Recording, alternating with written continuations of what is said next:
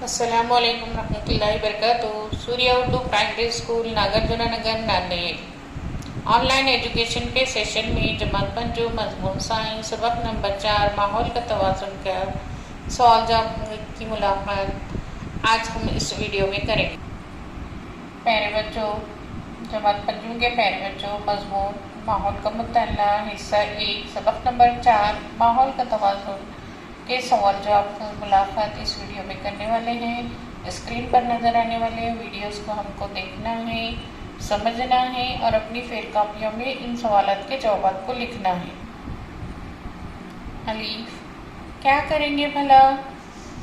کیڑے مار دوا کا استعمال نہ کرتے ہوئے اناج کو کیڑوں سے پاک کرنا ہے. جواب: اناج کو دھوپ میں سکھانا چاہیے. نمبر 1، اناج کو دھوپ میں سکھانا چاہیے. تیز دھوپ کی وجہ سے کیڑوں کے لاروے ختم ہو جاتے ہیں. 2، اناج کا ذخیرہ کرتے وقت ان میں نیم کے پتے رکھ دیے جائیں، اس سے کیڑے نہیں ہوں گے.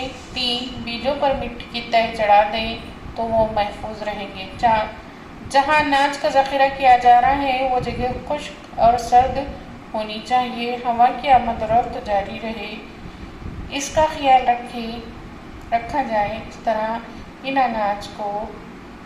اناج کو کیڑوں سے بچایا جا سکتا ہے. ب، آئیے دماغ پر زور دیں، غذائی زنجیر بنائیے. غذائی زنجیر بنانا ہے ہم کو. مینڈک، چیل، لاروا، سانپ، گھاس. تو سب سے پہلے ہم کیا کریں گے؟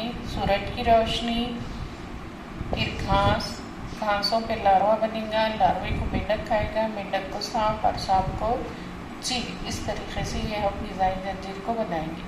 پیارے سوریہ کے بچوں، ہمارے بنائے گئے ویڈیو کو دیکھنا ہے اور سوالات کے جوابات کو اپنی کاپیوں میں لکھنا ہے.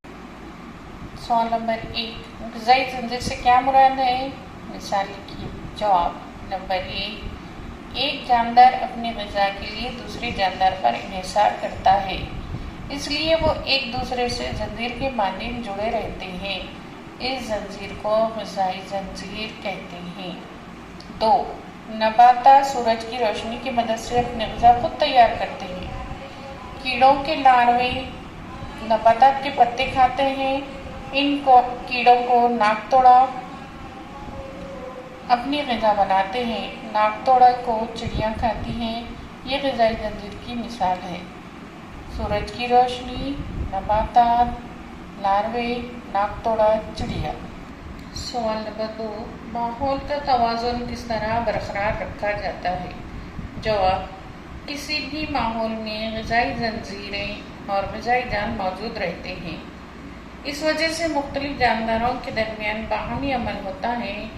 ماحول میں غیر جاندار اجزاء چکر کی صورت میں موجود رہتے ہیں. جاندار اور غیر جاندار اجزاء میں لین دین کے باہمی عمل کی وجہ سے ماحول میں کئی چکر پائے جاتے ہیں، جیسے آبی چکر، آکسیجن، کاربن ڈائی آکسائیڈ گیسوں کا قدرتی چکر وغیرہ.